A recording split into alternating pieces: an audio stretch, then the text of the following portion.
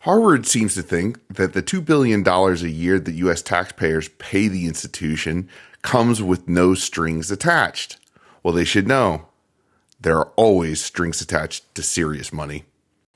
Basically, the Trump administration has said that they are going to pull the $2 billion that flows to Harvard from U.S. taxpayers if Harvard doesn't get its act together on DEI, antisemitism, and a number of different things. Essentially, the Trump administration is saying, look, the non-merit-based system that has entrenched itself at one of our leading institutions has to end. We need to focus on merit, not the color of one's skin or one's sexual preference, etc. Additionally, the rampant anti-Semitism that we have seen at some of these universities is remarkable, and the fact that it seems like many of the administrations at some of our elite universities are not inclined to protect our Jewish friends and neighbors who go to these institutions is very interesting, and that is also being addressed. We think it's outrageous that $2 billion of U.S. taxpayer money flows to Harvard University. The institution has reserves of over $50 billion. It's fine. It doesn't need our money, but it wants our money, and it thinks it deserves our money. And what it's really upset about is the fact that the Trump administration is saying, no, you don't just automatically get it. Sorry, you got to play by certain rules. And they really don't like that. For a second, I want you to envision the outrage that probably, the hair pulling that happened when this letter was delivered to Harvard University on Friday afternoon. How dare that man tell us what to do? Oh, it must have been just something to see. So what's in this letter? Let's go over the main points. Governance and leadership reforms. The university must go back to a professor-centered system. Essentially, the administrators need to be pushed out, or at least their influence has to be reduced so that Harvard actually focuses more on academia and less on activism. Next, merit-based hiring reform. No more DEI hires. That's basically what it comes down to. Merit-based admissions. Same thing, only for kids trying to come to school.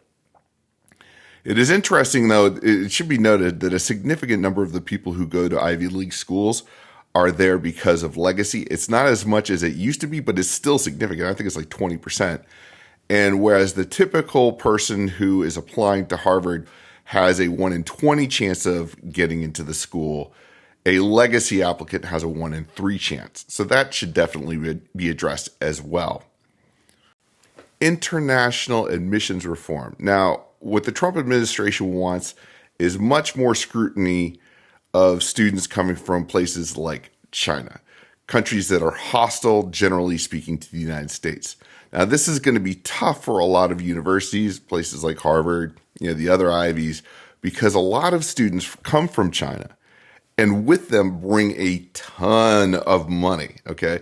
Either state money or, their dad is the local oligarch billionaire or whatever, and they bring a ton of money to the university. And the universities are not going to want to look we're not going to want that to stop. That is for sure.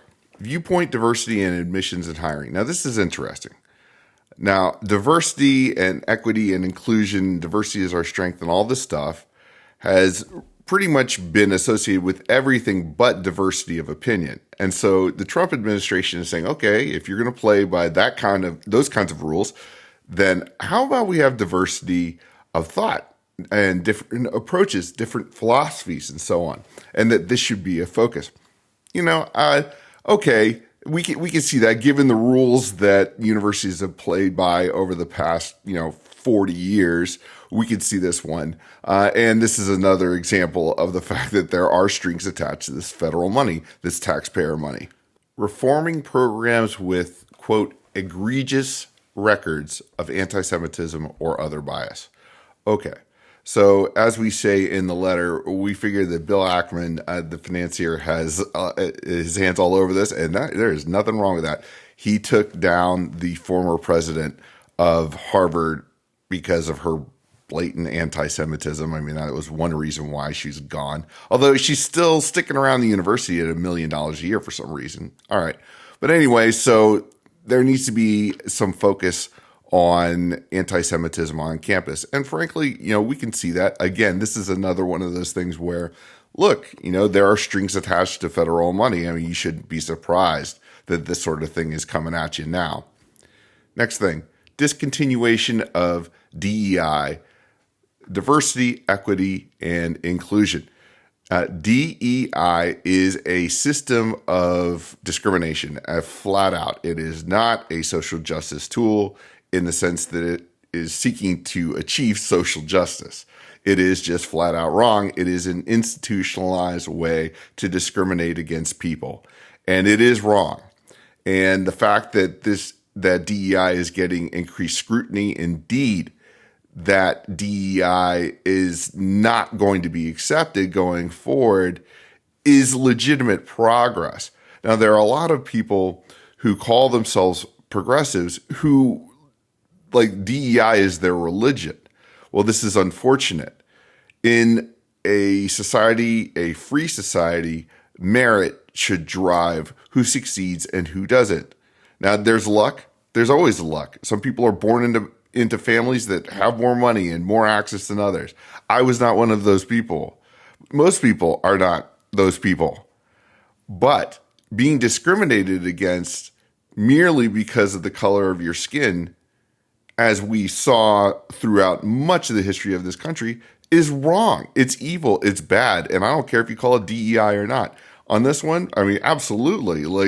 Scrutinize the heck out of Harvard on this. Next, student discipline, reform, and accountability. So basically, if some kid, goes out and commits some kind of terrorist act, okay, and the administrators at the university choose to protect that person through various means, the university is going to be held to account. And that's a good thing. I mean, if these kids are going out there and breaking laws and committing heinous acts, heinous, great word, hold the university to account. Now, what they're really going after here is what is a concept that Lenin articulated, the communist revolutionary. And he said that in order for a revolutionary to exist, he or she needs to have a school in which to swim as a fish, okay? So that nobody knows who that revolutionary actually is, okay? In this case, or in cases that, in the past, the school has literally been a school. So that is kind of what the administration is addressing here. Next, whistleblower reporting and protections. All right, so if somebody, reports on the administration, at Harvard University not implementing what it's supposed to implement or cheating in some way or whatever, if Harvard University retaliates against this person, the university is going to be held to account. It seems reasonable to us. You want the $2 billion, don't you? Next, transparency and monitoring. So look, the administration is going to be paying close attention to whether or not, people actually adhere to what they're being told to do. If Harvard wants the money, it has to comply. Again, Harvard can choose to not take the money. And in fact, that's what we would encourage them to do. There are universities out there that choose not to take federal money because they know that if they take federal money, then they can be compromised. Hillsdale College is a great example of this. If you don't want this sort of a headache, don't take the federal money. So Harvard, again, just don't take the money from taxpayers. And you can DEI it up all you want. Okay, so that's what the Trump administration wants from Harvard and is insisting from Harvard. But Harvard says, no. We still want that $2 billion. We want that $2 billion from the taxpayers. You are going to pay it to us, and we're not going to change at all. And this is what the acting university president, Alan Garber, had to say. The Trump administration's prescription, goes beyond the power of the federal government. Interesting that Harvard is worried about the power of the federal government. It violates Harvard's First Amendment rights. Also interesting that it's concerned with freedom of speech here and exceeds the statutory limits of the government's authority. And it threatens our values as a private institution. Indeed, you know what? You should have stayed private. You've taken billions and billions and bazillions of dollars over the years from the U.S. taxpayer. You're not truly private. A private institution devoted to the pursuit, production, and dissemination of knowledge. Yes, that is what drives Harvard these days. No government, regardless of which party is in power, should dictate what private universities can teach, whom they can admit and hire, and which areas of study and inquiry they can pursue. That is true.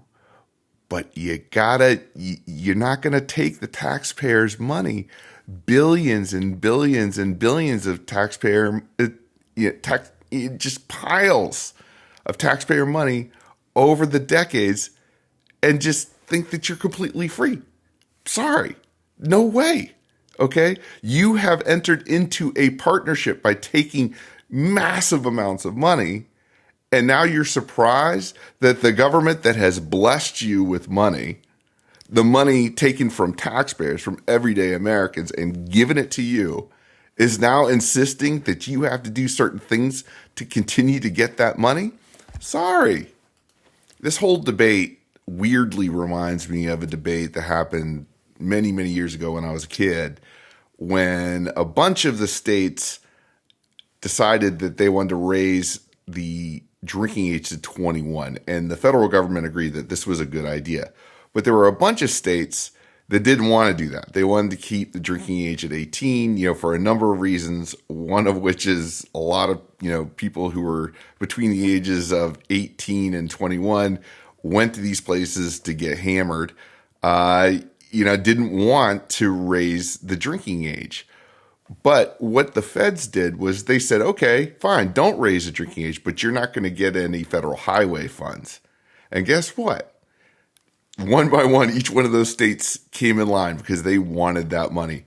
By the way, I think Louisiana was the last to capitulate, which makes sense. Anyway, back to Harvard. Look, Harvard thinks that this taxpayer money is owed to them by virtue of the fact that they are who they are. And what the Trump administration is saying is, no, you're going to have to play by the rules. Okay, you can't just keep doing DEI and all this other stuff that is essentially anathema to the spirit of this country. We're going to hold you to account. And how are we going to hold you to account? We're going to keep the money from you. The fact that Harvard has over $50 billion just sitting there of its own, but still insists that this $2 billion from the taxpayers should go to them is insane. Also, one last thing in closing. Consider the amount of effort that is made by graduates of Harvard University lobbying other graduates of Harvard University in Washington for this money. Okay, I can tell you, as somebody who spends less time these days, but I have spent a significant amount of time in downtown Washington.